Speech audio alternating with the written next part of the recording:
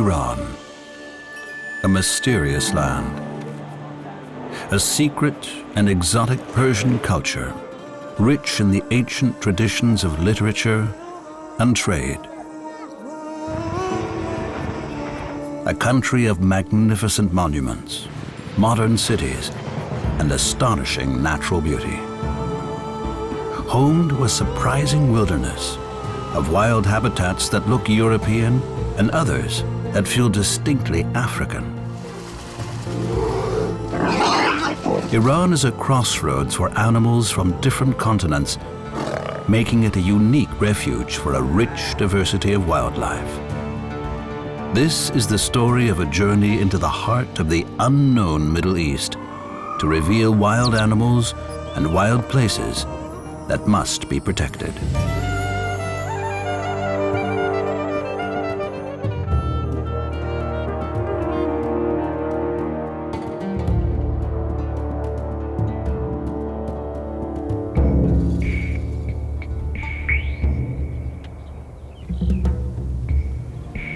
Beni Rebel was born in Iran. He left his native country at the age of 19 and is now a renowned wildlife photographer and conservationist in Germany. Beni is returning to Iran for the first time in 20 years to rediscover the country of his childhood memories. His aim is to explore, document, and raise the profile of Iran's little-known wildlife. With the help of technology, he plans to capture images of unusual and rare creatures.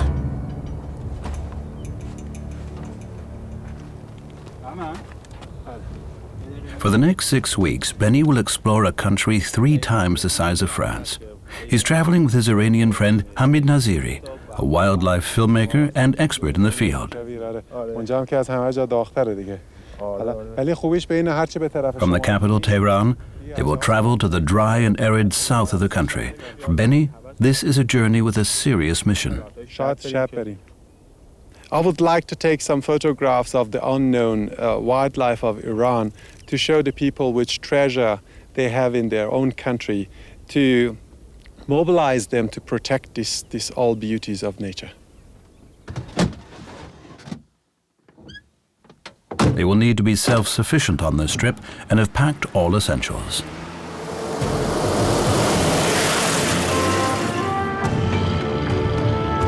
Iran still has little tourism, and more than half the country is arid scrubland and desert. But it does have 19 national parks and over 100 nature reserves.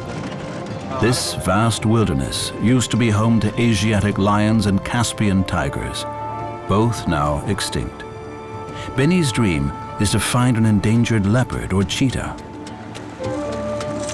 First stop is Haftad Gole National Park, close to Beni's old hometown, Arak.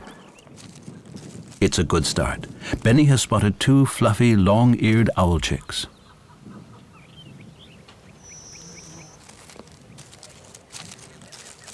As a child, Beni used to climb here and can remember some of the rough pathways through the rocks. If he is careful and quiet, he should be able to get quite close to the naive chicks. Small rodents and reptiles live among the rocks. Perfect food for hungry owls.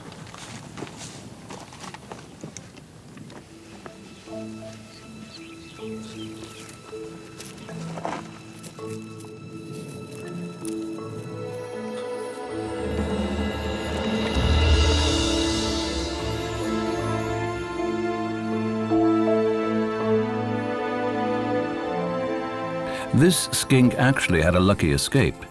It only sacrificed its tail to the owls. A natural break allows it to drop off, to be left as a wriggling decoy. The lost part of the tail will regrow again within weeks. The young owls have retreated into the safety of a cave. The owls are young and very confident, and Beni quickly gets to work to make the most of this chance.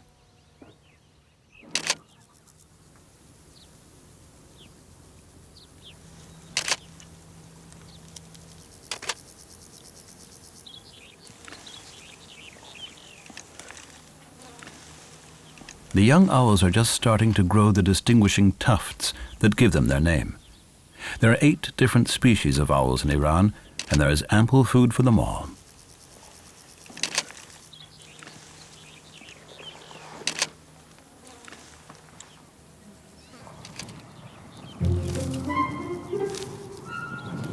These small rodents look like hamsters, but they are in fact picas. They are busy gathering leaves and grasses that they dry in stacks in the sun, and then store in their burrows for food and bedding. This can be dangerous work. Kestrels are on the prowl.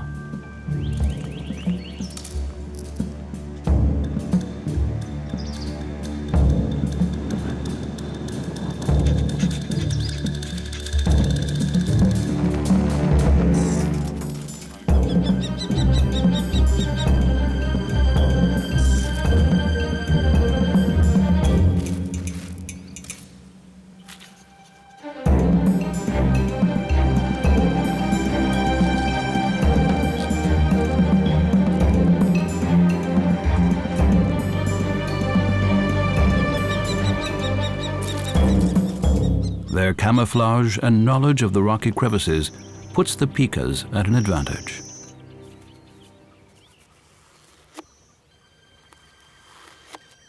The rocky terrain in the south of the country is harsh and inhospitable.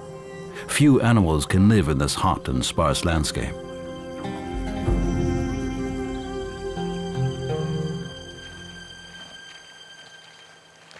The spur-thighed tortoise is a robust survivor that has lived here for centuries. Its leathery skin and hard shell protects it against the heat and the many thorny plants.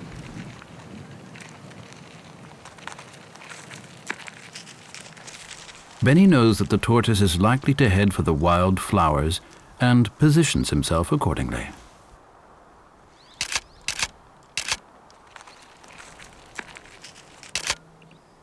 These blooms and leaves are a soft treat, high in moisture, that the tortoise can store in his bladder. It's hard to imagine that for a short period every year, this arid landscape is transformed into a sea of flowers.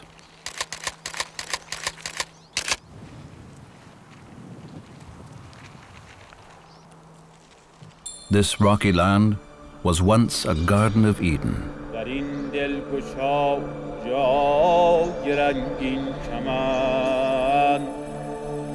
Old stone tablets inscribed 300 years ago by order of the Persian emperors are testament to a different age.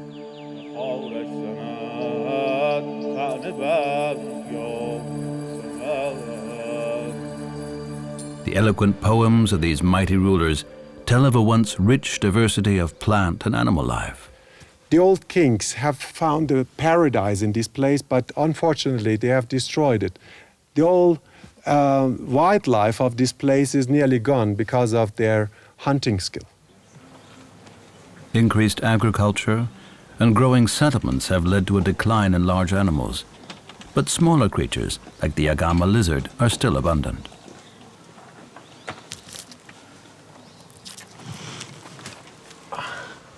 These cold-blooded lizards thrive in the dry heat and can tolerate temperatures higher than most reptiles.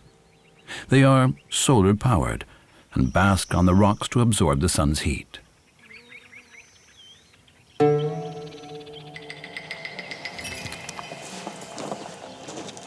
But Benny is still keen to find some of the larger and rarer inhabitants of this area. Somewhere out there live cheetahs and leopards.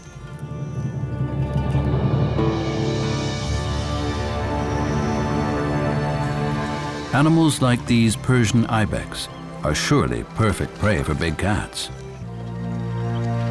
These nimble-footed creatures are the ancestors of our domestic goats, and they are perfectly adapted to their perilous, rocky lifestyle.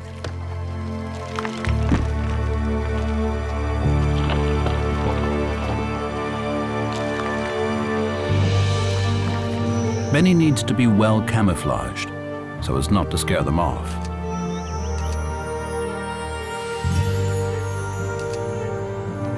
Both males and females have impressive horns and use them in battle to determine their place within the herd.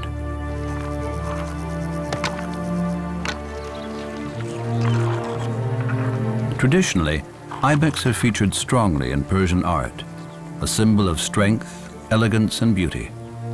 Once shot for their fur, meat, and horns, they are now protected, and in the national parks, their numbers are on the increase once more.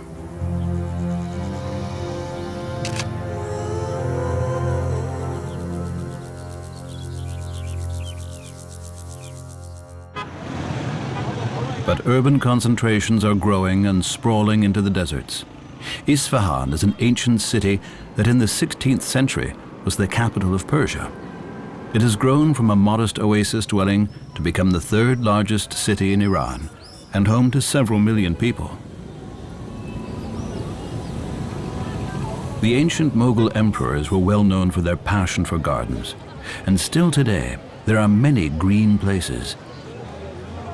The city square is one of the biggest in the world, a reminder of the wilderness outside. Old and new seem to blend together effortlessly in modern Iran, but the ancient ways still live in the people's hearts. The Imam Mosque is a masterpiece of Persian architecture and a sacred place for the Persian people.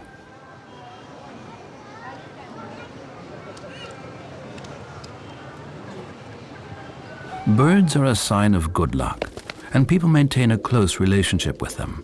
Persian high-flyer pigeons are bred for their aesthetic appearance and endurance flying. Just after dawn, the pigeon breeders drive their prize birds out of the cages to showcase their aerial skills.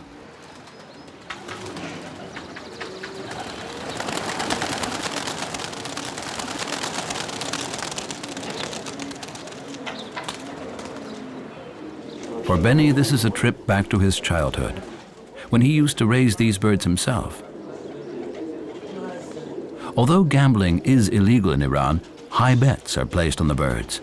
Cars and even homes are at stake. The aim is to have as many pigeons as possible in the air for a set period of time. The winner is the breeder with the highest average flying time. The tumbling display is a specialty of this breed and has earned them the other name, tumbler pigeons. Each of these birds is valued at a few $100s. It's worth catching any strays.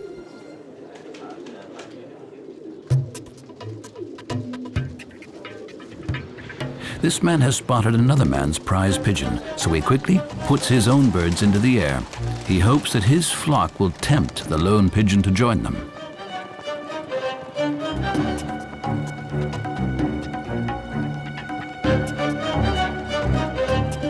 He was right. The strange bird joins his flock.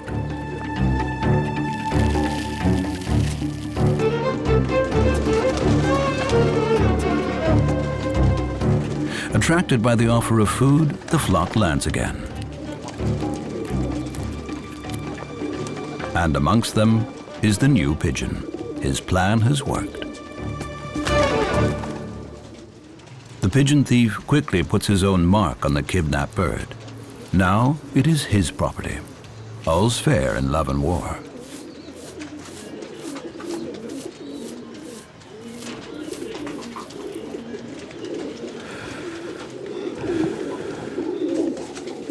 The freshly acquired pigeon will not be allowed to fly until it has been well integrated into the new flock.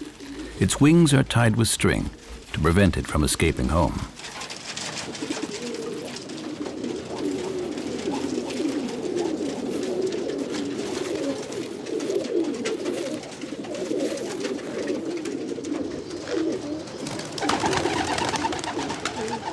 Pigeon stealing is common in Iran, so this breeder safeguards his property with surveillance cameras. In the meantime, the true owners of the kidnapped bird have noticed that one of their prize pigeons is missing. It's a painful loss. Not all missing birds are stolen. Some fly so high that they can't find their way home again.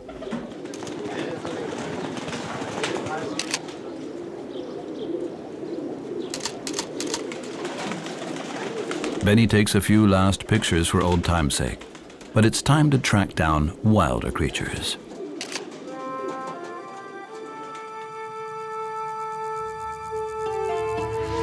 In the far south of the country, near the city of Shiraz, lies the Bangur National Park. It's home to the sand fox and the elusive leopard that Benny longs to see.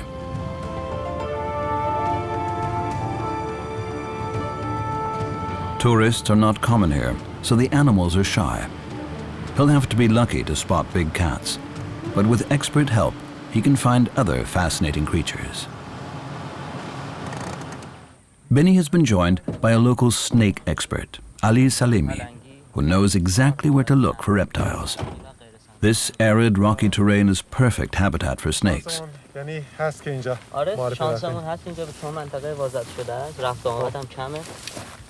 During the day, the animals are likely to be hiding under rocks and boulders. Benny wants to raise the profile of snakes that are much hated in Iran. He hopes to find a snake that will win the hearts of the people.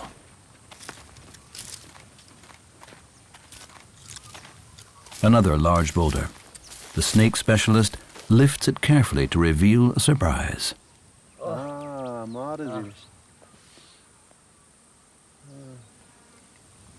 اسم علمیش کالاموس ملانوسفالوس جزء ماره غیر سمی هستش.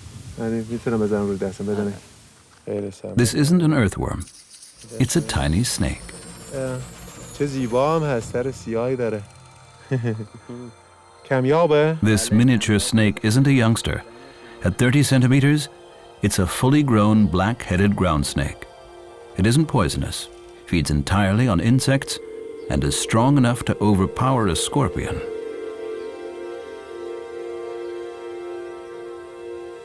Snakes big and small are symbols of evil in Iran, and most locals believe that only a dead snake is a good snake.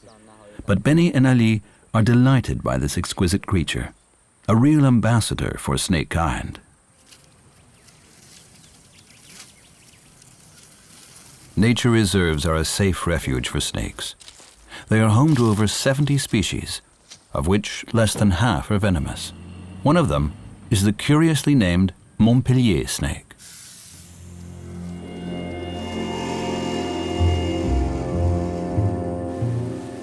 Two meters long, and with poison fangs, this is a formidable hunter.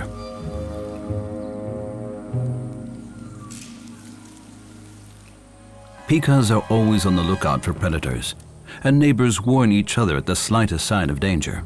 Snakes are one of their main enemies.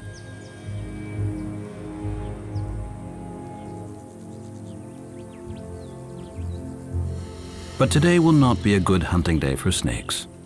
The peace and quiet is about to be disrupted.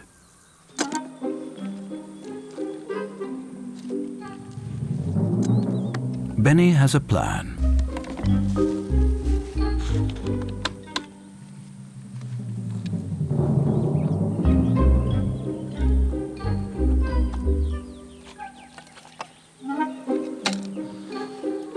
He is assembling the parts of a remote-controlled helicopter that can carry a small onboard camera.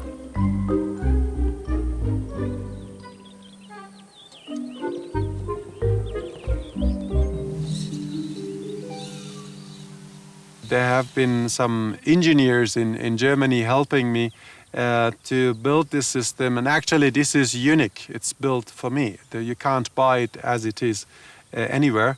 So it's like my child. Flying this octocopter requires a lot of skill and technology.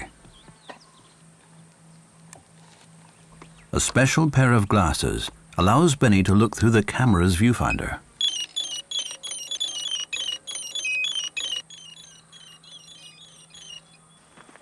This is the helicopter's first test flight to see whether its fragile navigation system has survived transportation.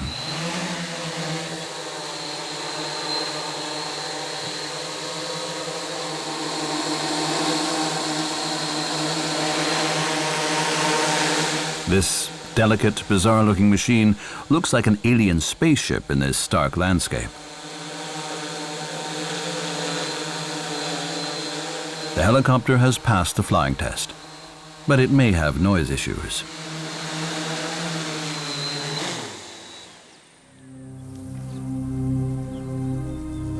A praying mantis seems to be one of the few animals that is undisturbed by the commotion. It carries on with the business of ambushing passing shield bugs.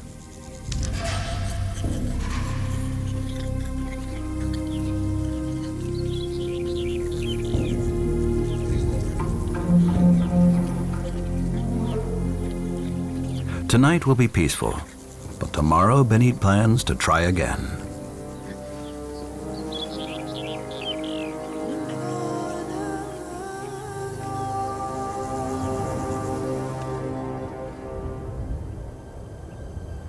Dawn the next day, and the ants are already busy in the early morning sunshine. The tiny creatures assiduously carry grasses and seeds into their larders.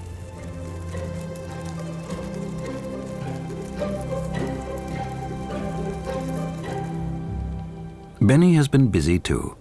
He is hoping to get close to some of the more robust mountain residents, the Muflon, or wild sheep. There isn't much cover and little chance of hiding the equipment. The vigilant animals have already spotted the photographer. All eyes are on Benny. The males keep a safe distance. One animal is particularly nosy.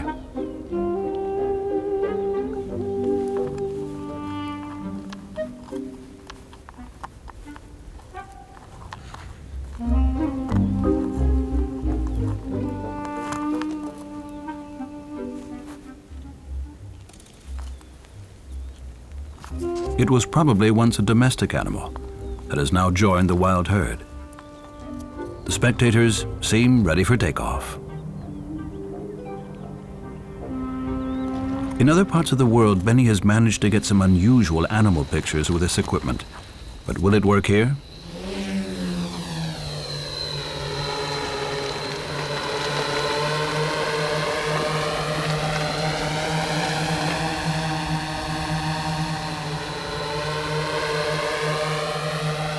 The only shots he manages to get with his flying camera are of the nosy animal that seems unfazed.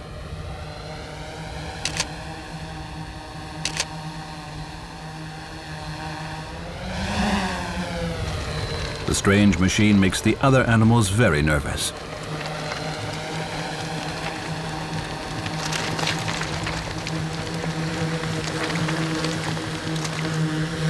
The Octocopter lands, and Benny has to come down to earth with a bump too. Time to pack up. Benny is disappointed, but failures come with a job. To use the Octocopter in Iran is very difficult because in Iran there is always windy, and the animals are very shy and they run away. Benny and his companion are not downhearted. They still have big plans. They're off to the hot southern part of the country. This is where they have the best chance of finding big cats, particularly cheetah. But they have a long journey ahead of them.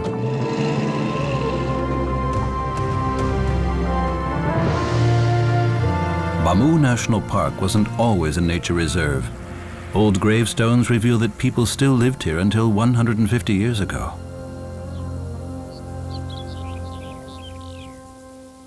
The inhabitants of this area probably left because they couldn't find enough food in the sparse landscape. All the large prey was poached out of existence.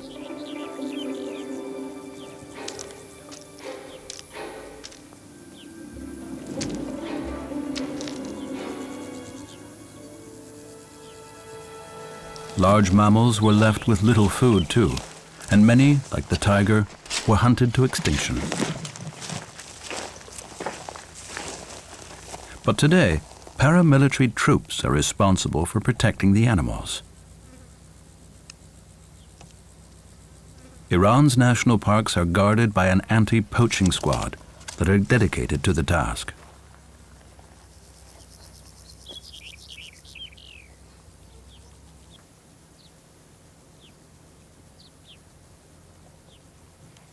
The areas these men need to patrol are vast, and their equipment is basic. But their presence is making a difference. سلام علیکم بفرمایید. سلام خسته نباشی حالتون خوبه؟ خیلی ممنون زنده باشین بفرمایید. قربان شما خداحافظ. They use confiscated motorbikes to patrol the park and pay for petrol out of their own pockets. Less and less poachers are able to operate now.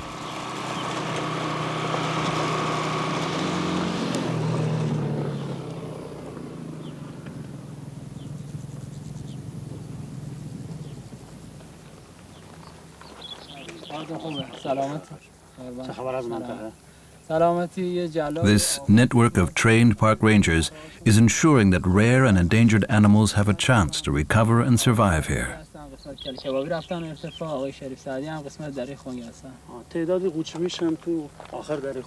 Antelope and other ungulates are popular trophy for hunters, and some illegal hunting still occurs. But now there is a growing conservation movement within the country, not least because of the efforts of men who will even risk their lives to fight the poachers. Hunting is a long-standing and ancient tradition of the Persian Empire. Historical carvings and mosaics decorate palace walls, depicting the mass slaughter of wild animals.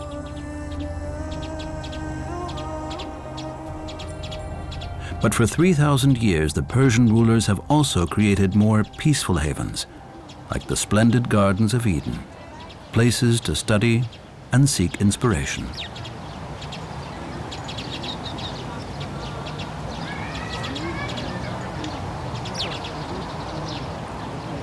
The word paradise is derived from the Persian language and is used to describe a man-made oasis created in the desert.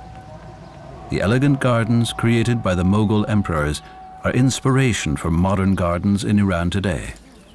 Flower beds are cared for with great pride in Iran cities, and they are mini havens for smaller wildlife.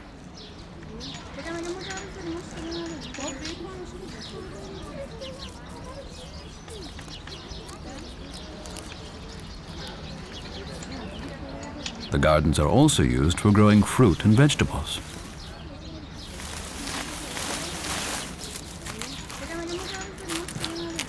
The multiple fruits of the wild mulberry are particularly popular because they are juicy and sweet. They are known as chartut, or the king's mulberry. These tasty treats are eagerly collected and consumed on the spot. They are a welcome addition to the menu of the less well-off households. Some are taken home and dried to be eaten later.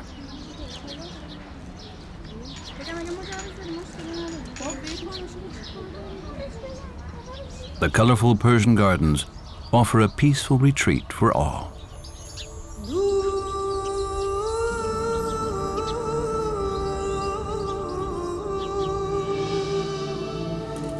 Beyond the lush cities, vast sand dunes spread across southern Iran like the Sahara Desert. The wind creates dramatic sculptures out of the fine sand grains.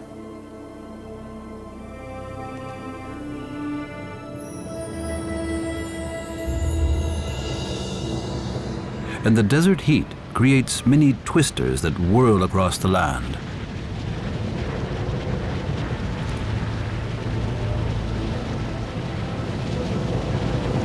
But nothing compares with the strength of the massive sandstorms that bury all life.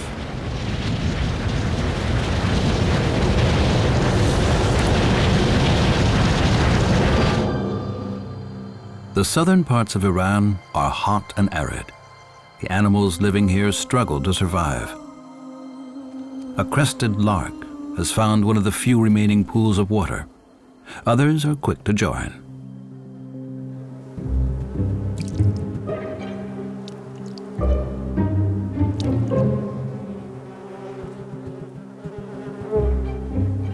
Hornets drink their fill.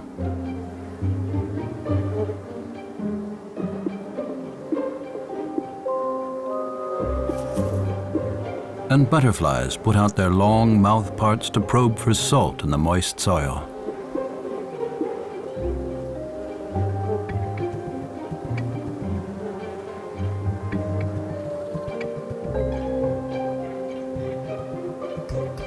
waterhole is alive with activity. A wasp fashions perfect balls from the wet mud to build its nest.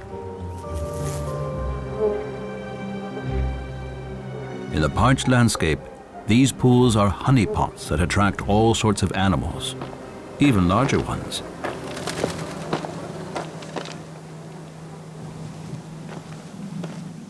This is where Benny needs to search for big cats.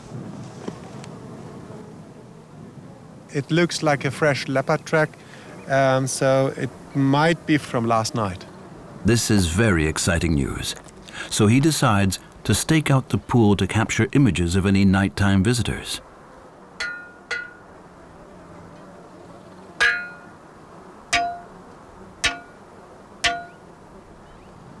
He sets up a camera trap with an infrared motion sensor.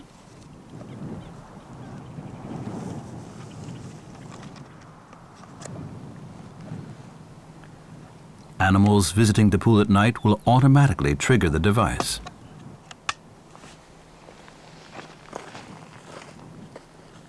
A final test to check that the camera is working, and Benny retreats to wait.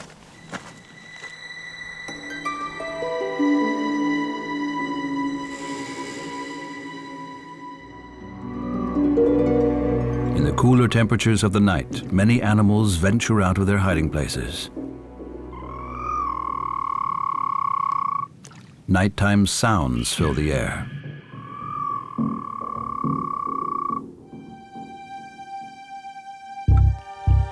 The phantom-like shape and glowing eyes of a hyena pass through the frame. A porcupine takes a leisurely drink.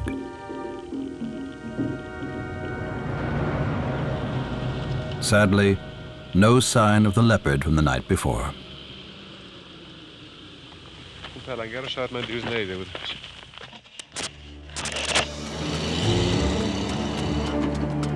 The journey must go on, and Benny and Hamid now move into the eastern part of Iran, to an area that was once part of the old Silk Trail. These vast stone deserts are home to Arabian camels or dromedaries. Their ancestors came from Arabia and Africa and played an important role in Iran's trade and history. Huge caravans of these sturdy camels carried heavy goods across the continent, bringing Islam from the Arabic world into the far east of Asia.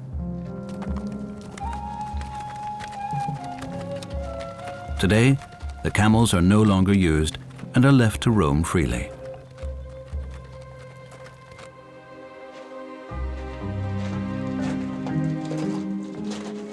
This desolate area is also guarded by a park ranger, and he is protecting a strange and well-kept secret.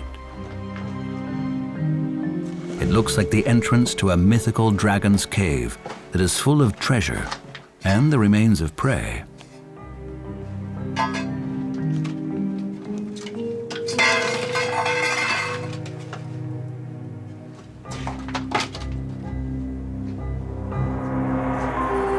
Deeper into the cave, and a closer inspection reveals treasure that looks more like campsite rubbish.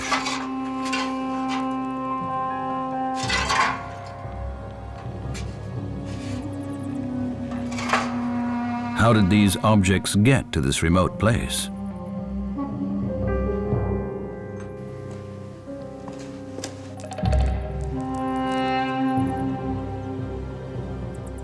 A huge accumulation of bones confirmed that the cave has been used for centuries by hyenas, and they have been collecting the rubbish too.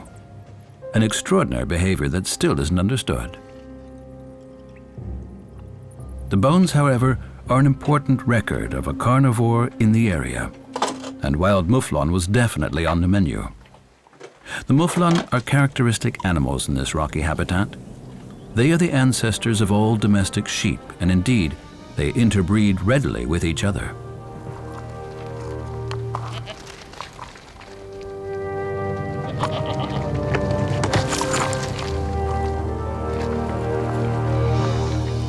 Their curved headgear has always fascinated Persian artists and craftsmen.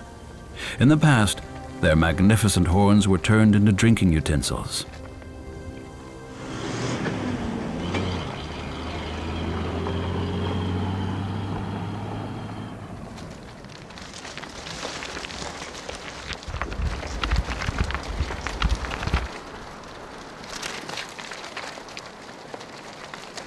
The Muflon live in large herds that the males join during the mating season.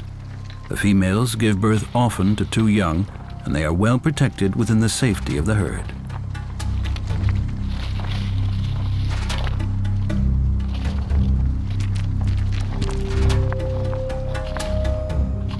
This is a secure life in a herd that is faithful to its traditional territory. And every mountain range in Iran has red sheep of a different color with slightly different horns. Benny would like to photograph some of this intimate behavior.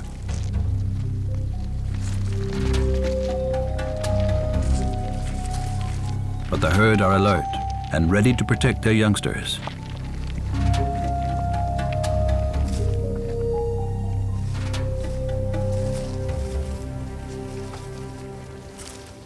One bold animal allows Benny to approach. It is a promising photographic model.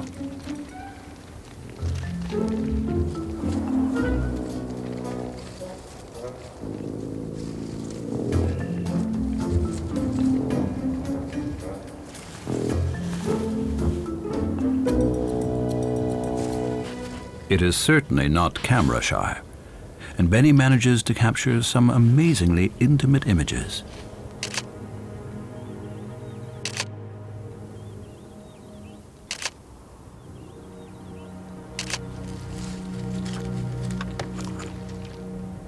Benny is ready to end this photo shoot, but try telling that to the animal.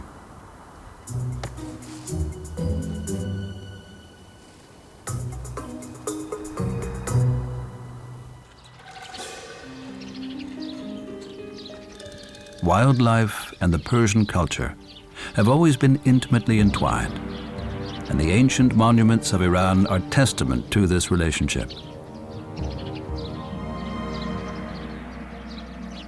50 kilometers to the northeast of Bangur National Park lies the ruins of a colossal palace complex. This is Persepolis, heart of the old Persian Empire.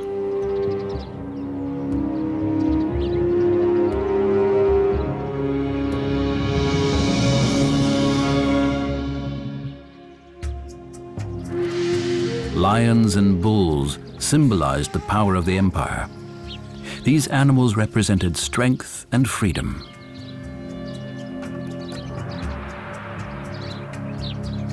These ruins are still alive with wildlife and have been a constant place of shelter for more than 2,500 years.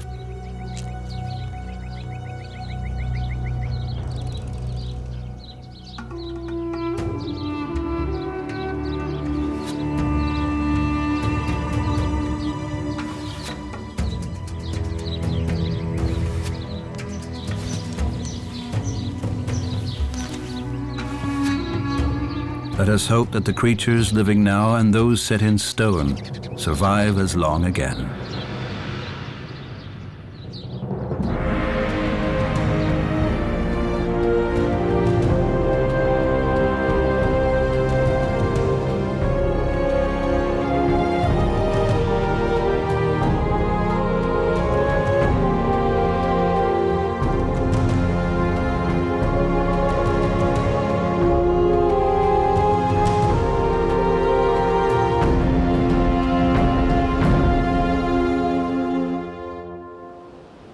Today, Benny is taking a break away from the desert heat. He is visiting a ranger station.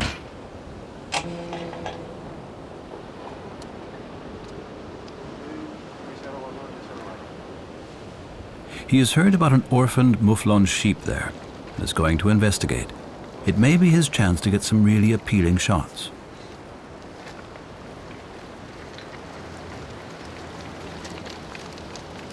The young Muflon is only 3 weeks old and is called Pica.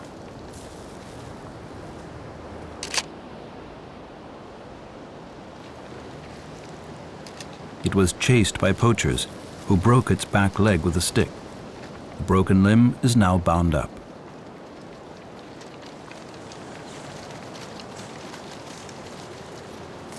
Little Pica was saved by rangers who intercepted the poachers.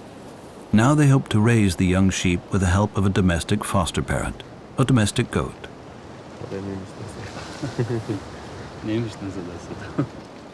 Benny is enchanted by the delightful youngster.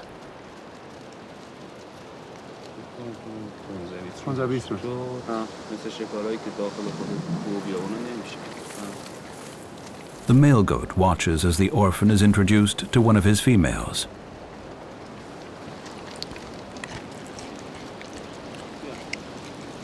The young animal immediately tries to suckle from its foster mother. It's a good start.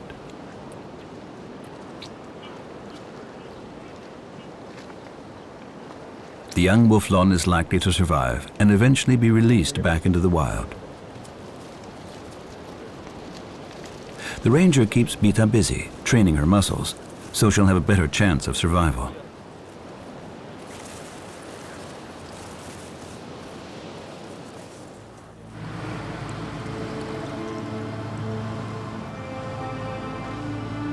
It's hard to believe in this vast wilderness that living space might be an issue. But the more fertile areas have to be shared. The arid grasslands of Iran are also used by the people for grazing their domestic animals. The large herds of goats and sheep eat what little vegetation there is and leave little for wild animals.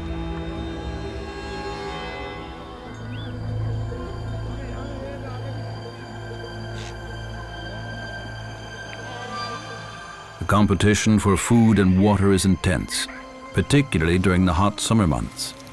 Animals and people desperately seek out the last water holes.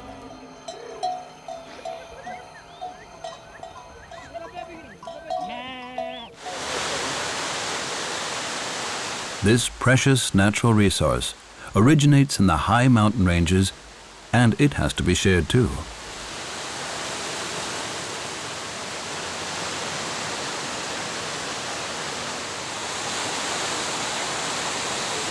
The cold, clear water is efficiently channeled into a network of underground tunnels that for 1,000 years have supplied the larger cities. On its subterranean journey, it remains fresh and cool and emerges again in the heart of the city, as refreshing as when it was first released.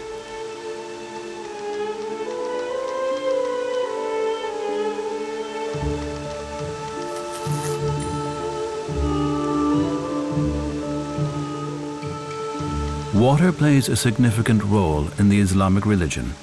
It's a sign of life, energy, and happiness.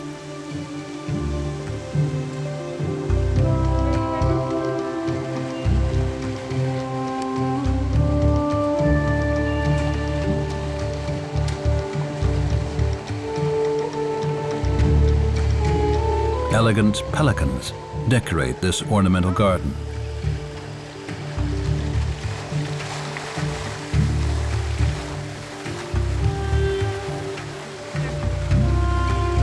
The large birds have had their wings clipped so they can't fly, but they are fed daily.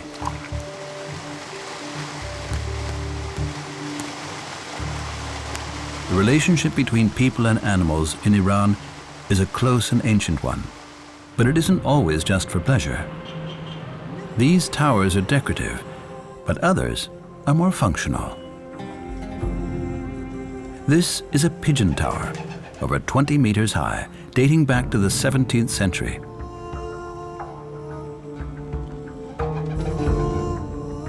This astounding architectural maze constructed of bricks and clay can house more than 10,000 pigeons.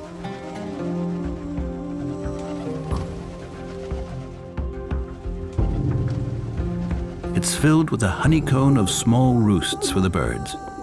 The arched patterns and zigzagged stones were to prevent snakes from climbing into the holes.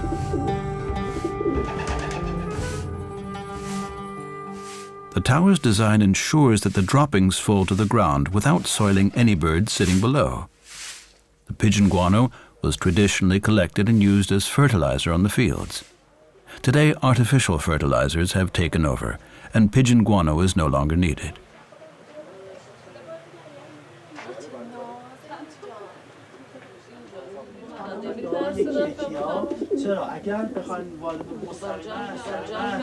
The remaining towers are still preserved as historical monuments for tourists and visitors.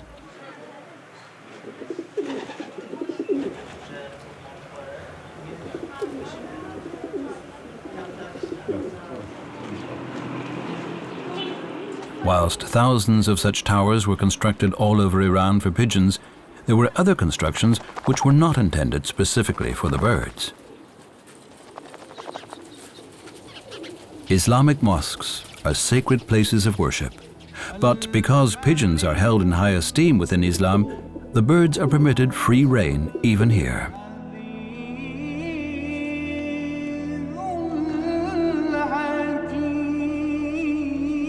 According to the Holy Quran, it's a Muslim's duty to respect all life on earth, including plants and animals.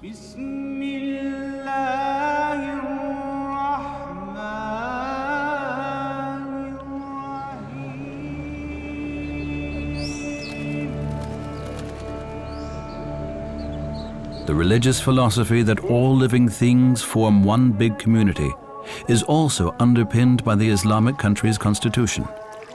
It encourages a respect of nature and guarantees, at least on paper, some protection of Iran's natural world.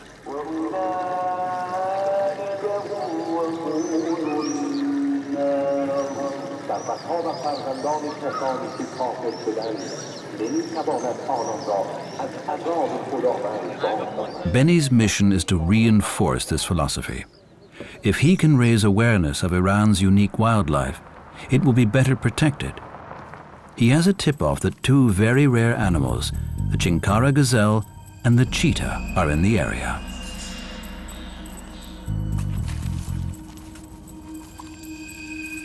The Asiatic cheetah is now critically endangered. Once widespread across the continent, now less than 100 survive, only in Iran.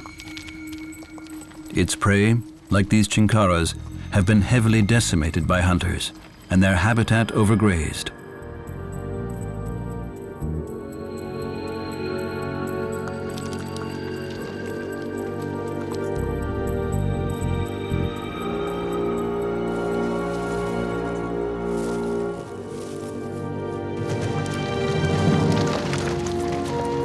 This herd have spotted the cheetah, so the hunt is off.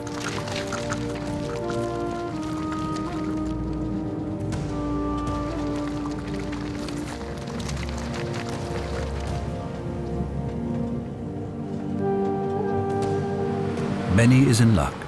By the time he arrives, the cheetah has spotted another opportunity.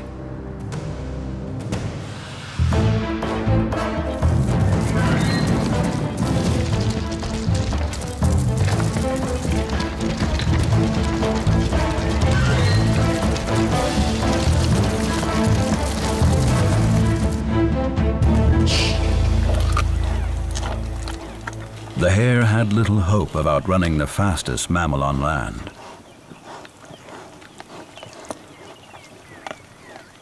For Benny, this is an overwhelming privilege. Capturing images of one of the world's rarest big cats at such close quarters will be critical to the success of his mission.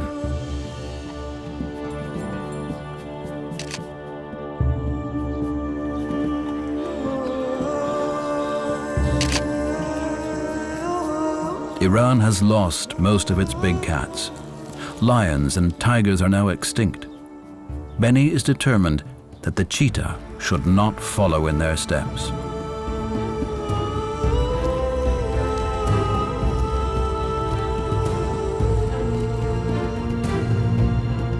Benny savors the last magical moments of his encounter with this magnificent cat.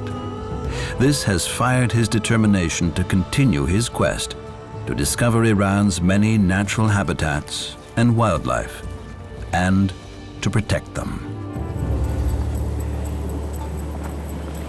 Benny has been tracking one of Iran's rarest animals, a big cat with a world population of less than 100.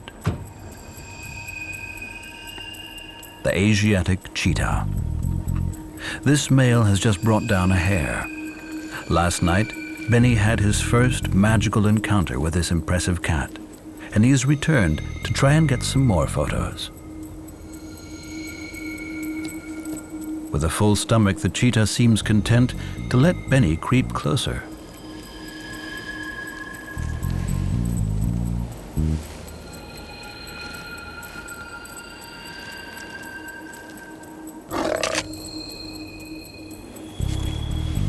He knows it's important to read the animal's body language, but the cheetah shows no aggression.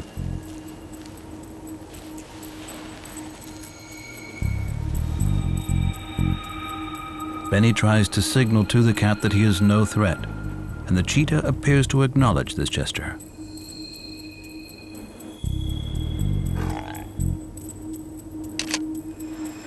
Benny closes the distance, and so does the cheetah.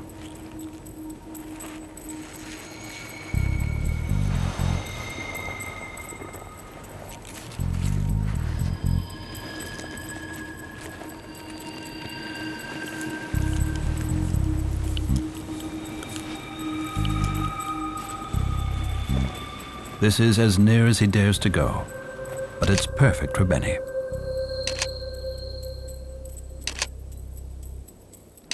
Powerful images of cheetah and other big cats play an important role in Persian art and literature. Animals feature in the stories of old and are often used to symbolize human traits and characteristics.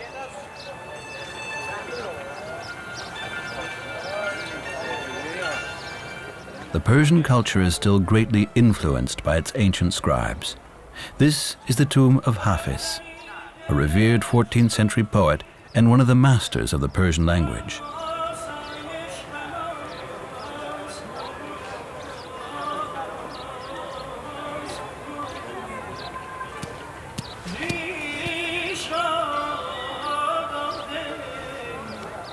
Even today, the people learn his poems by heart and use them as proverbs and sayings.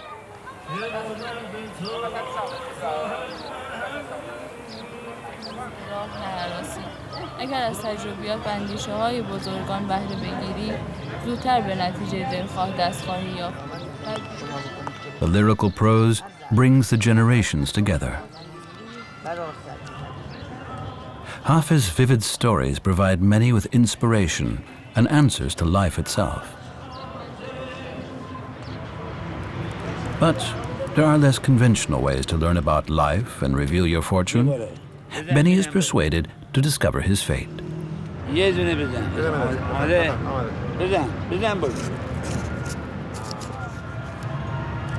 is told that his journey will be successful. That's great news for Benny.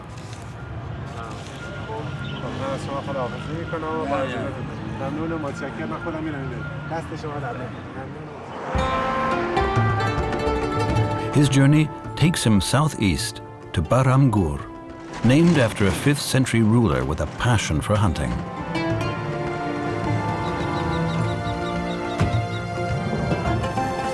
Today, this area is a protected reserve with a ranger station that is home to a pair of kestrels. The birds are wary.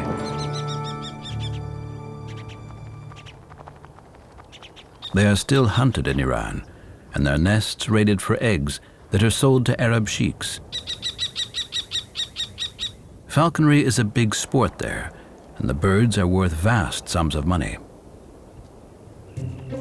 Benny has found another unusual visitor here. It's an immature Eurasian black vulture.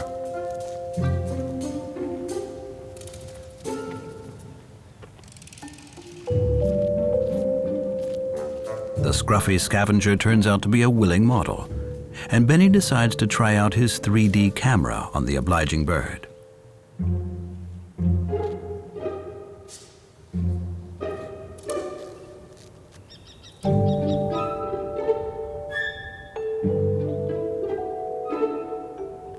The two cameras side by side will create a 3D effect when the two pictures are merged.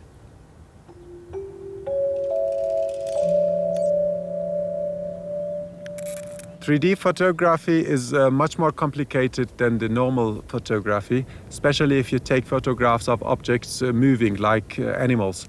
And some of the animals are afraid of the both lenses in front because the most predators got their eyes in front.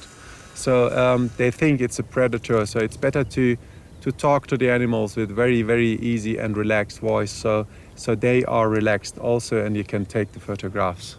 So it's much more complicated than the normal photography. Oblivious to the photo shoot below, the kestrels continue to hunt between the telegraph poles, catching small prey like lizards.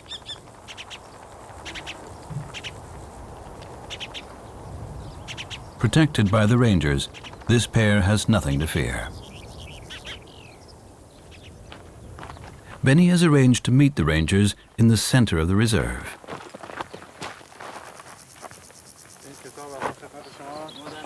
Persian tradition requires the visitor to bring a small gift.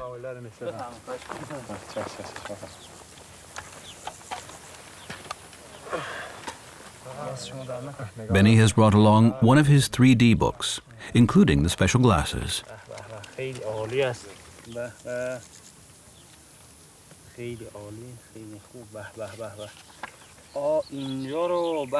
The 3D pictures have the desired effect.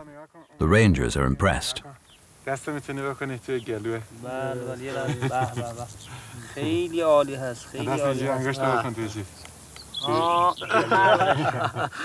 Benny has taken many of his photographs in Africa, where wildlife is far more abundant than in Iran.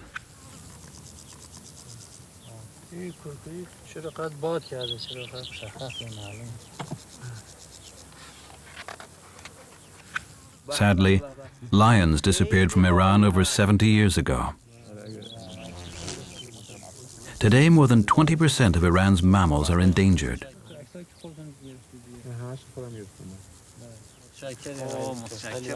Benny is impressed at the rangers' knowledge, and they are in awe of his dedication and photographic skills. The meeting has gone well. They are happy to support his mission and help him photograph their own natural treasures.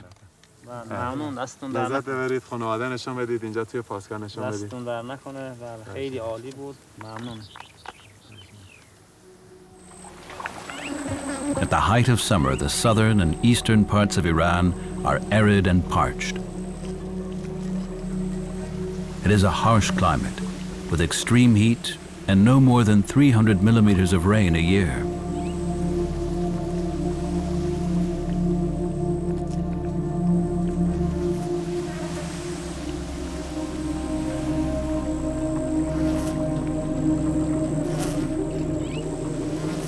The few remaining pools of water are starting to dry up.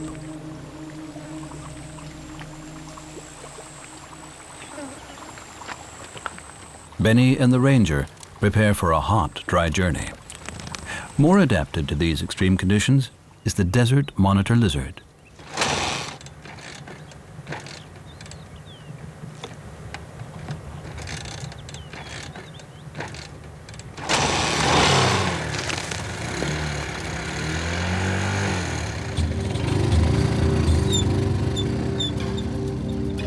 And another special and rare grassland inhabitant is just a rickety motorbike ride away.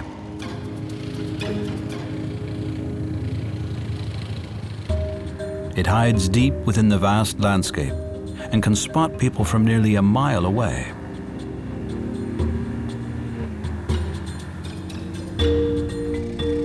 Thanks to the rangers, the last remaining animals of this critically endangered species have been saved from extinction in the wild.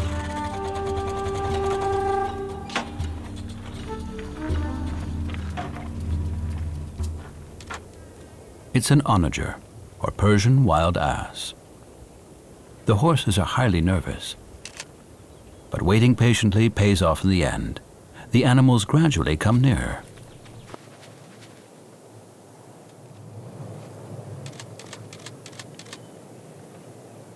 The onager is now only found in Iran.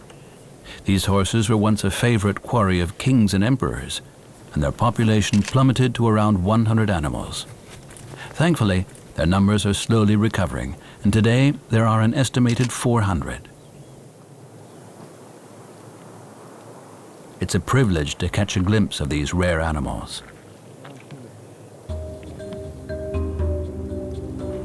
The onager is the fastest horse in the world and can run at 70 kilometers per hour in short bursts. They are hardy creatures and can travel for hours without tiring.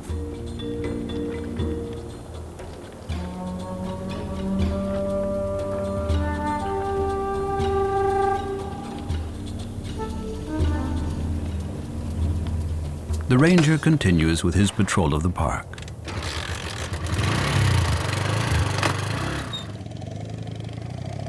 Just a dozen men guard the 4,000 square kilometer reserve of Bangur. They have little equipment or resources, but are passionately committed to protecting their country's wildlife.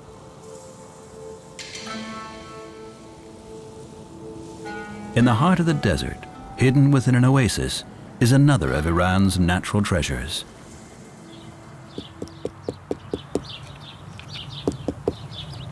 The country's oldest tree, a 4,000-year-old cypress.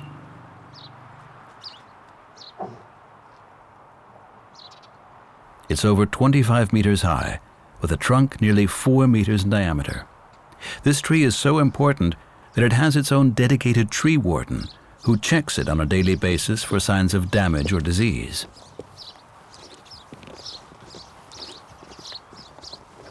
Benny lays his hands on what may be the oldest living thing in Asia. This natural monument has witnessed thousands of years of Persian history.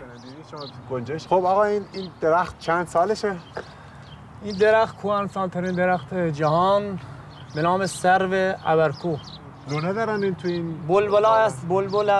In ancient Persian culture, the cypress is a symbol of honesty and eternal youth, known as the tree of life. And still today, it has an irresistible attraction for both people and wild creatures.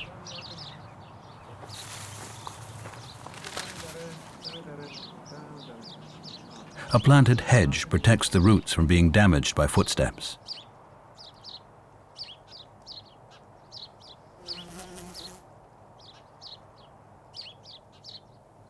With luck, this living monument could live to provide shelter for another 1,000 years.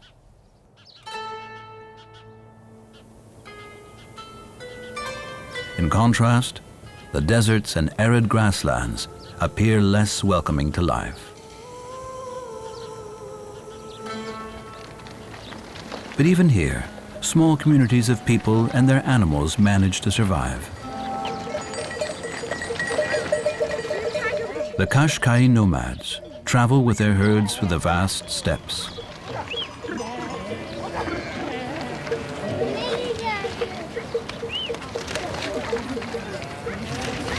Goats are their most precious possessions. Every evening, all the family members get together to milk the animals.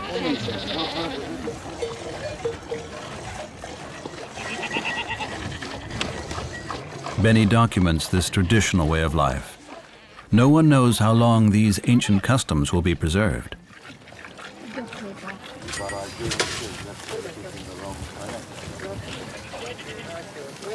The Qashqai nomads now only spend the summer months roaming the grasslands. In winter, they prefer the comforts of the city. Their traditional lifestyle is changing, and modern city influences are plain to see.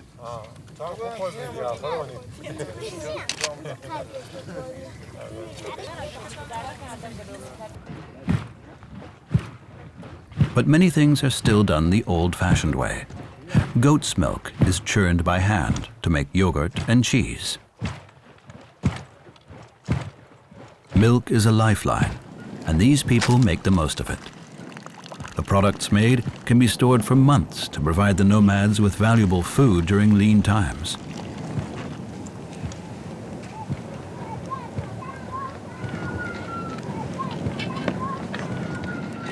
Benny is fascinated by these ancient traditions. In Iran, the nomads are still treated as social outcasts.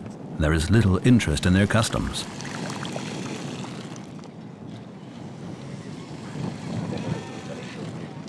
Back in the tents, the family heads test the quality of the goat's milk.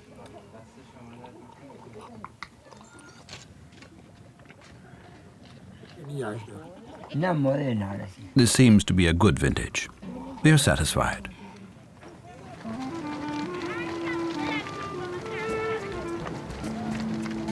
The Qashqai have used this hostile habitat to great effect for generations. The little that grows here is just enough to sustain the livestock, and their nomadic lifestyle prevents the land from being overgrazed.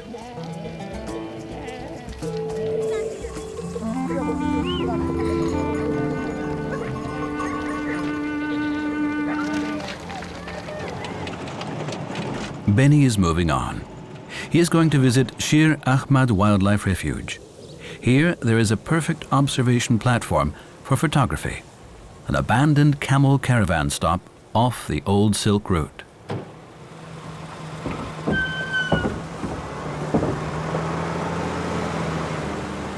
The lodge is around 200 years old and has been renovated by the wildlife wardens. Elsewhere, many such buildings have been left to crumble, of no use to man, but a small gift to nature.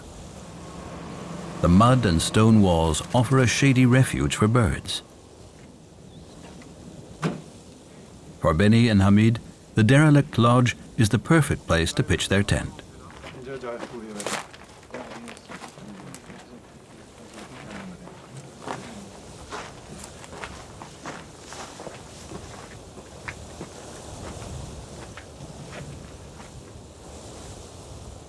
Iran's national parks and wildlife refuges don't yet offer any accommodation for visitors. This is basic, no-frills camping with the most simple of facilities. But the view is worth it, and a small pool right in front of the lodge is likely to attract wildlife.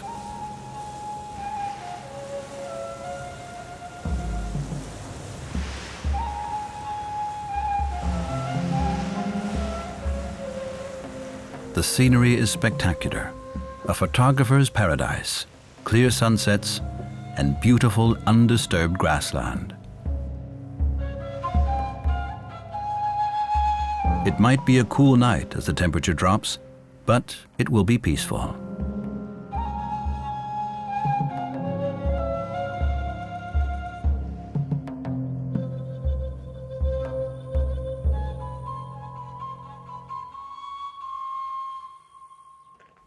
Early the next morning, Benny gets into position.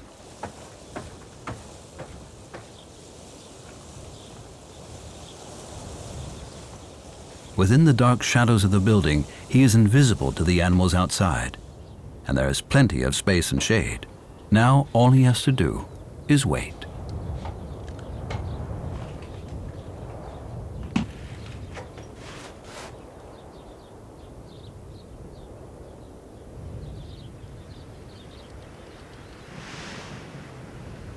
It's really luxury to be here. I've seen other places where mosquitoes bite you and dirty, wet and hot. So this is a good place to wait for animals. But the animals here are less numerous and timid compared to those Benny has photographed in African parks. Wildlife photography in Iran requires a lot of patience. At last, there is activity at the waterhole, and Benny is ready.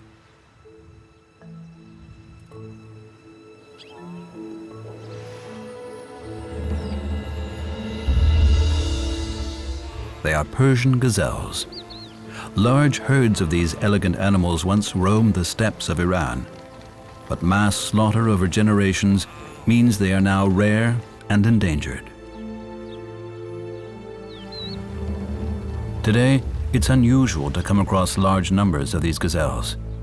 But Benny is lucky, and two young males test their strength against each other.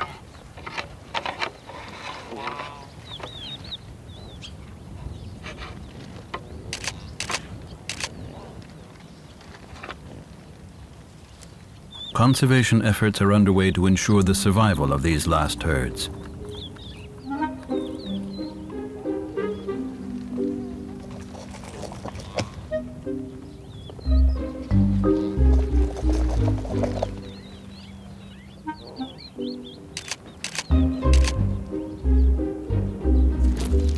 It is reassuring to see so many youngsters and a group that are confident, healthy, and obviously breeding.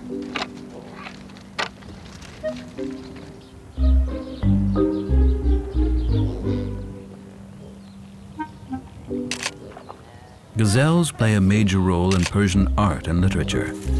Their gracefulness and elegance is a symbol of female beauty and has inspired many a romantic poem.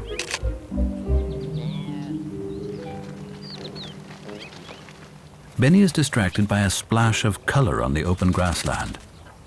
European rollers. In Iran, these insect eaters are still abundant. They are panting to cool down in the midday heat. They are nesting in cavities in the clay walls of the old lodge.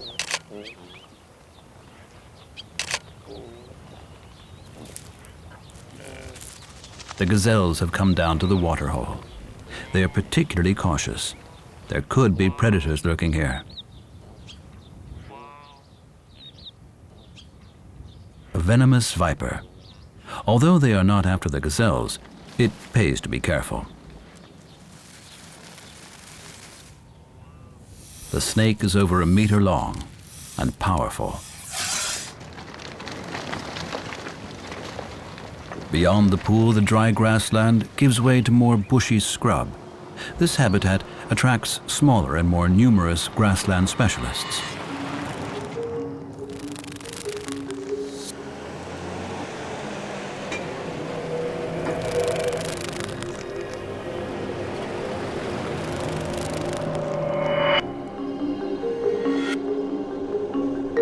An army of migratory locusts are gathering force.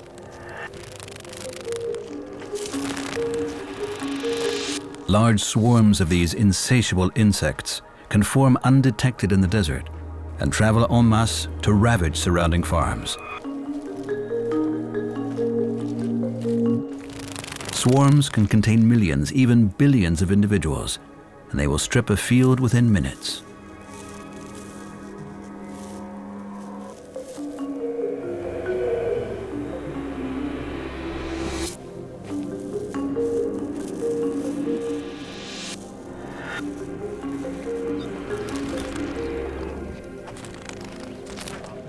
But in small numbers, they are no trouble. And for Benny, they are simply another delightful wildlife attraction.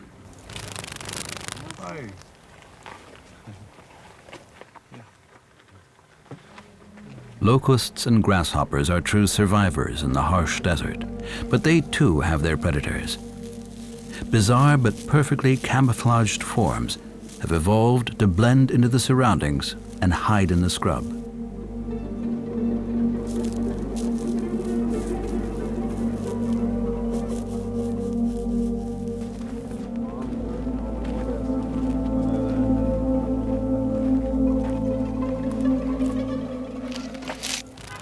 Tehran, the capital of Iran.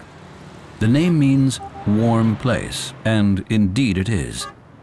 This city of 8 million inhabitants is surrounded by hot deserts and rugged mountains. The green parks provide relief from the harsh landscape. In many parks and markets, the old tradition of keeping goldfinches in cages is still alive today, and these colorful birds delight visitors with their song.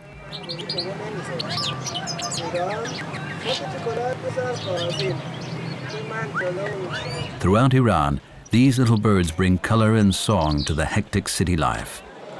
For the birds, it's a very different life, a far cry from their natural habitat.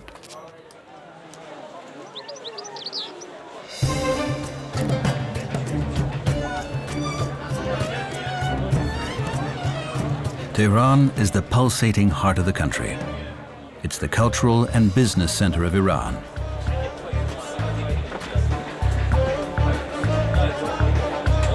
The city's population is growing daily.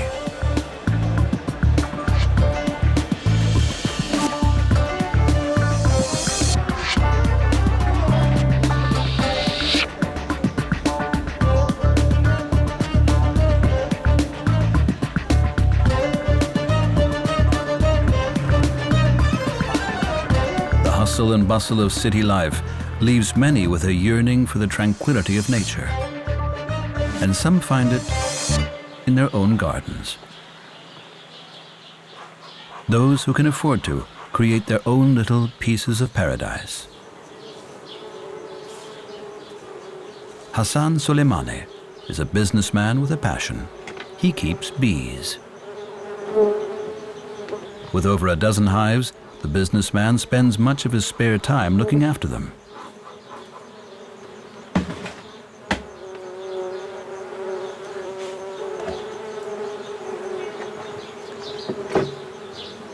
The smoke calms the bees, allowing him to open the hive without getting stung.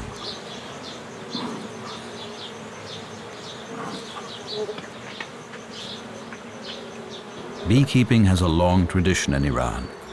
The Islamic Quran specifically mentions bees as assiduous and valuable creatures. It describes how they eat from every fruit, and that from their bodies comes a drink of varying colors with healing properties to man.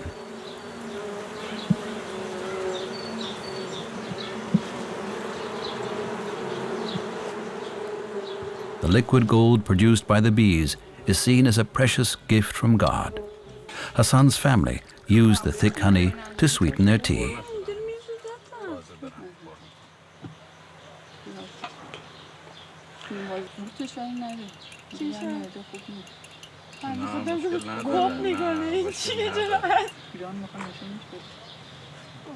Also, the mosques are surrounded by green gardens and refreshing fountains.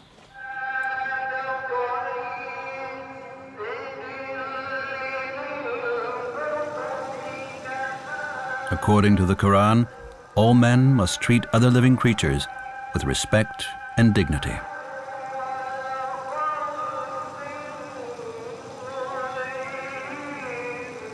Before Islam was introduced to Iran, religion had a more fiery relationship with nature. Gods and dragons inhabited volcanoes, like Mount Damavand. At 5,600 meters, it is the highest peak in the Middle East, marking the border between the dry southern and the wet northern regions of Iran.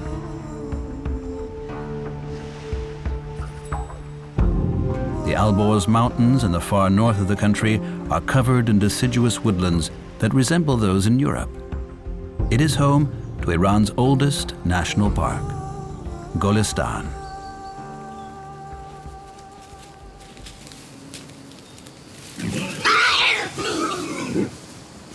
Wild boar noisily root around in the undergrowth. They are the ancestors of our domestic pigs.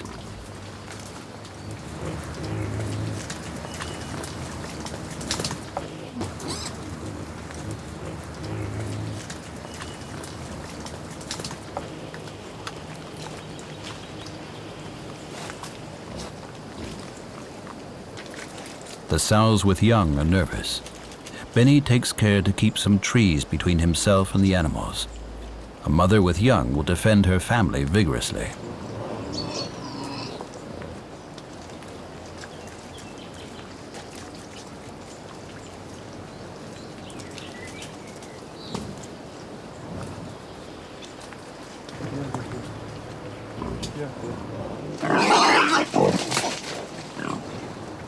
A large male takes stock of Benny. Will it come to a showdown? Benny tries to remain calm.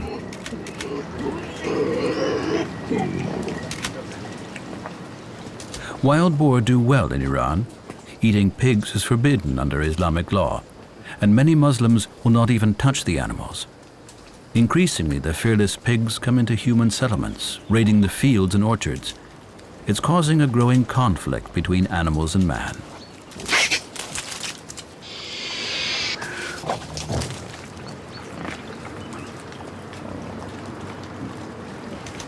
With their natural predators such as wolves, leopards, and lions almost gone, wild boar populations are on the increase. But there is one predator in these forests that will still take one of the young piglets given the chance. The brown bear. The Alborz Mountains still hold up to a few dozen bears, and most other animals will give them a wide berth. The Persian brown bears are bigger and heavier than the European ones, but like their cousins, their forest habitat is rapidly disappearing, falling victim to illegal logging. The safety of the national park provides a last refuge for the bears.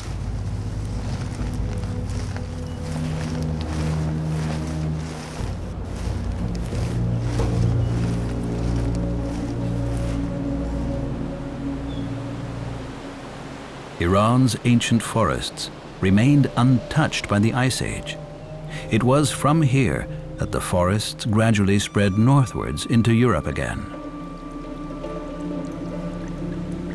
The green mountainsides are like gigantic sponges that gratefully soak up the water from the clouds.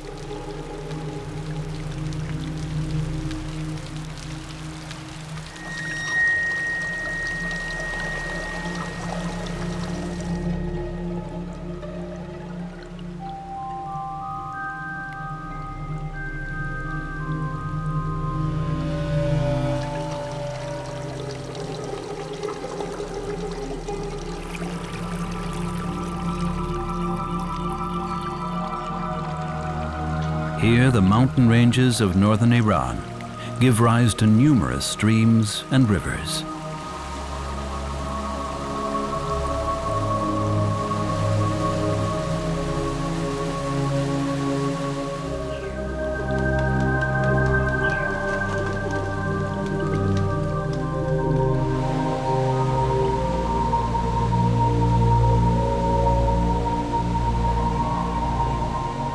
Water is a precious resource in most parts of this hot and arid country.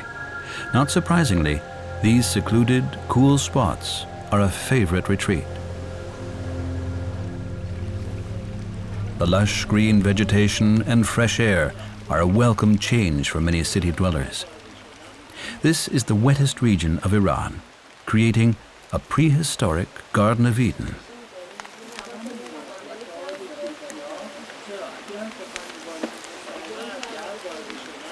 There are few places like this in Iran, so many travel from afar to relax in these magical surroundings and enjoy the fruits and seeds of the forest.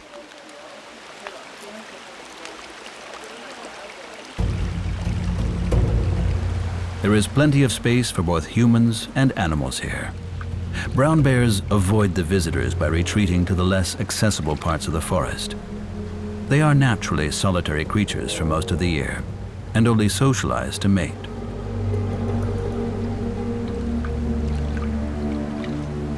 No one is quite sure how many brown bears live in Iran, but what is certain is that their survival is wholly dependent upon the preservation of this pristine habitat.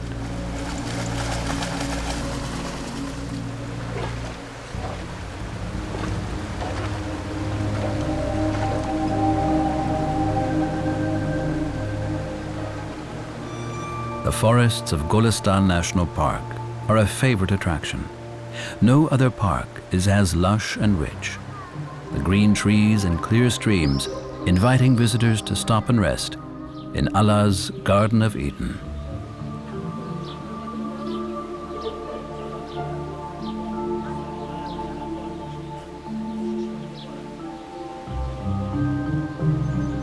The animals here have learned to give way to human visitors.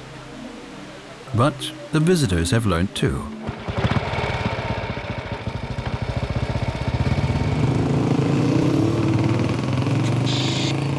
They leave the park and allow peace and quiet to return to the forest.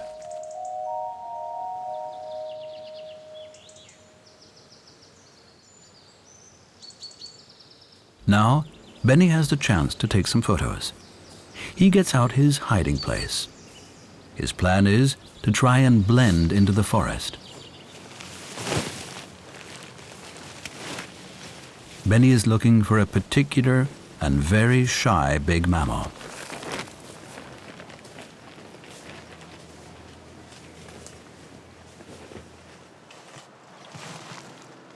He needs to settle quickly and keep very quiet.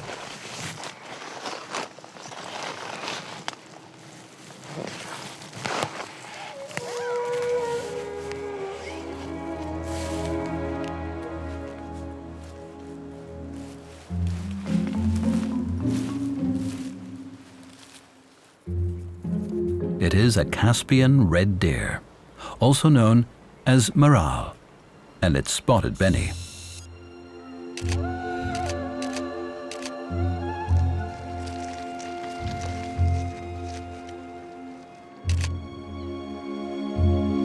They were once hunted for their antlers that were used to make knife handles. Today, the remaining populations of red deer are protected and only found in pristine forests in the north of Iran.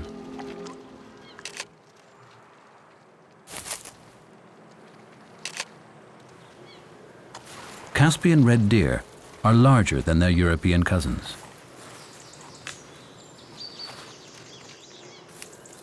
Nothing is wasted in nature. Deer droppings are quickly found by dung beetles that shape them into small balls to lay their eggs in. There seems to be a dispute as to who owns this ball.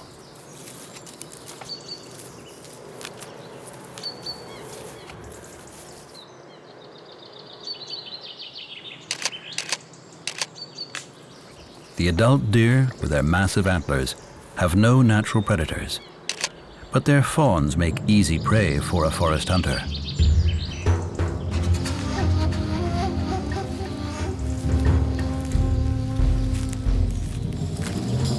The Persian leopard. Their main prey are young or weak wild boar and deer.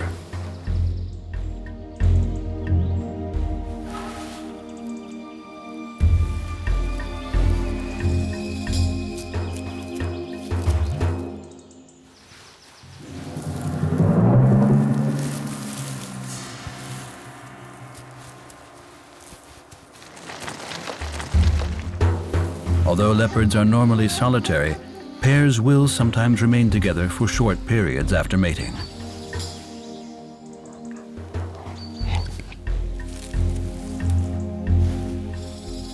Persian leopards are the largest of the species, and they are lighter in color than their African cousins. Hunted for their beautiful spotted coats, these rare cats are now highly endangered. Iran's forests and mountains are one of their last strongholds. They contain an estimated 800 leopards.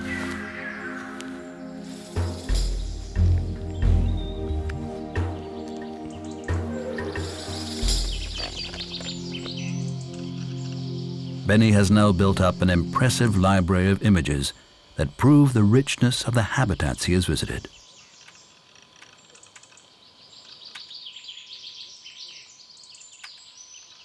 This is all useful material to help him present his case for protecting Iran's wildlife. I'm a wildlife photographer, but sometimes it's better to take videos to show some problems or some issues with the movements into pictures. So it's much better to make some problems understandable for the environmental protection issues with videos than with photographs. That's why I take sometimes videos. In Golestan, as in many national parks, human and animal living space can sometimes overlap, causing conflict.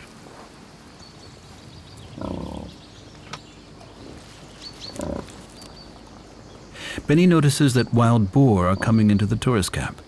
The pigs are searching for scraps of food and losing their natural fear of humans.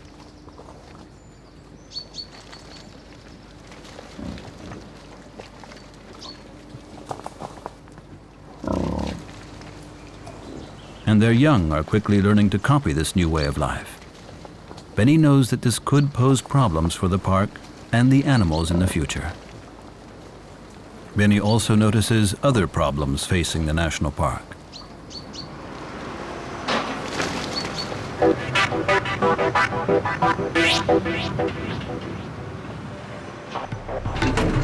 A new motorway is being built right through the middle of Golestan National Park, Asian Highway number 1. As a result, the river running through the valley has to be contained with high cement walls. It's hard to foresee what effect this will have on the region's wildlife. Sadly, the demands of modern civilization take priority over the needs of the natural world. As you see, there is a wound in the national park, and it's a genetic problem for some of the animals because the animals on this side of the road can't have the contact with the animals on the other side of the road. So there is a wall between them.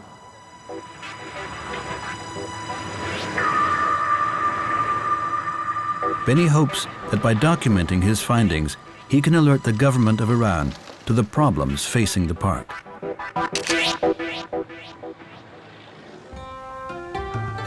The last leg of Benny's journey takes him from Golistan to the far north of the country, to the banks of the Caspian Sea. This is the largest body of inland water in the world, even bigger than Benny's second home, Germany.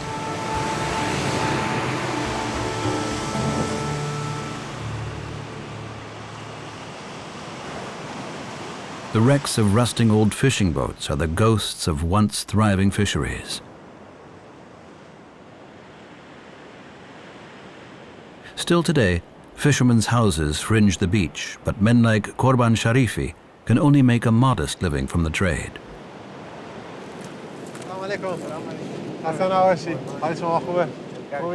He guards the temporary village when the fishing season is over, and most of his companions have left.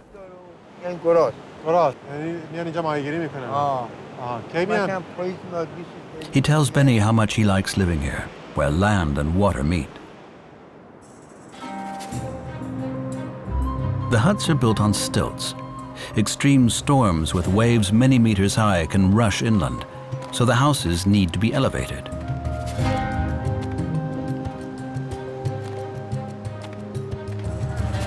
The harsh climate here attracts only a few hardy people.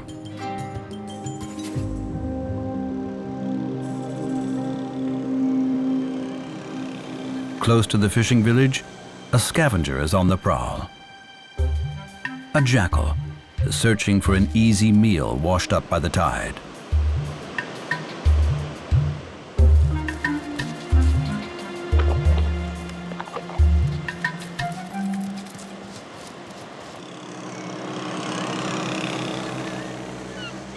The jackal is a reminder of the past, when wilder creatures inhabited this shoreline.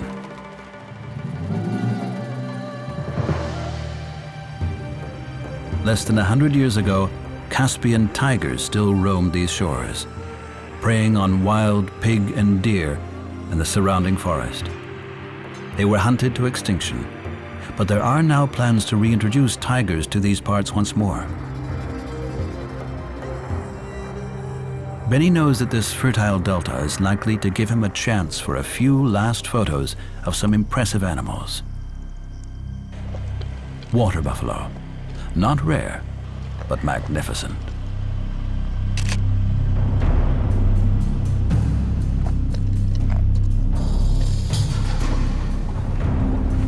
They are closely related to the endangered wild water buffalo from Southeast Asia. Although these are domestic animals, the sturdy beasts are allowed to roam freely through the grassland in marches. They cope better with the humid climate here than any other cattle.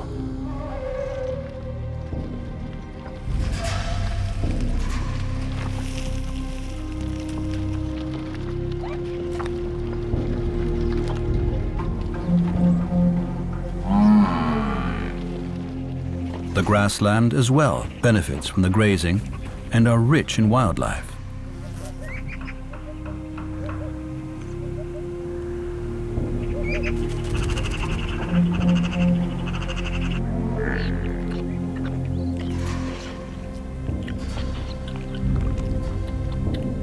The buffaloes are valuable livestock for the people, providing meat, milk, and leather, whilst their dung is used as fertilizer.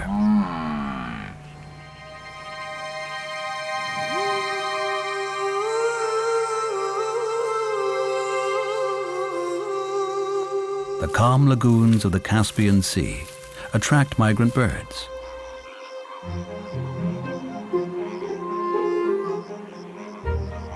Greater flamingos come to feed in its saline waters. They're the largest, but also the palest of the world's flamingos.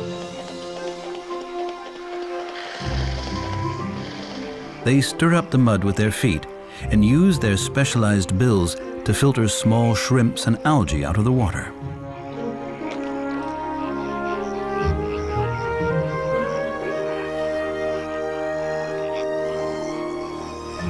The flamingos come here each winter in their thousands.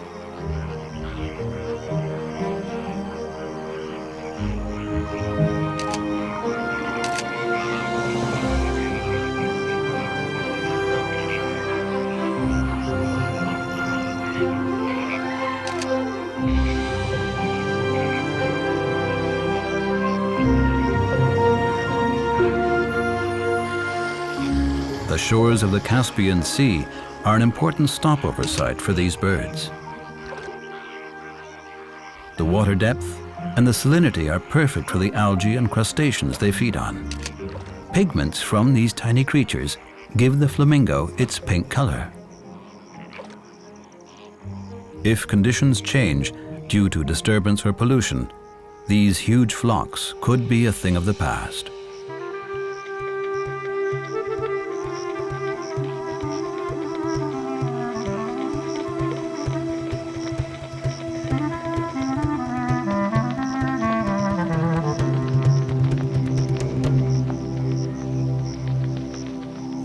Benny is nearing the end of his 6-week expedition. He has traveled 7,000 kilometers through Iran, yet seen only a fraction of this vast and little-known land.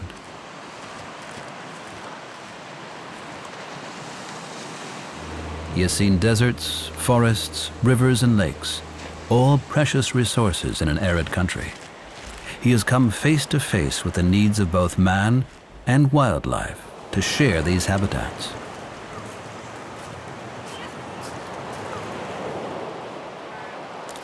By the shores of the Caspian Sea, Benny takes time to evaluate what he has learned on his return visit to his native country.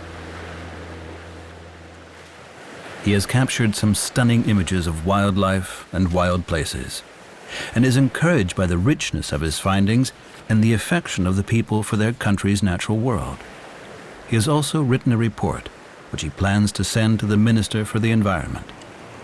His mission is to add his voice to those of others trying to save Iran's remaining wildernesses. I have already some connections in Iran. They try to do some projects for saving nature, what is left in the nature. And I hope that I can keep the contact and work with these people to conserve what is left for the next generations. Iran. Benny is hopeful for the future of his country. Iran's secret wilderness is a mosaic of beautiful and contrasting habitats. It is a country where different continents collide to create an almost impossibly rich diversity of animals existing side by side.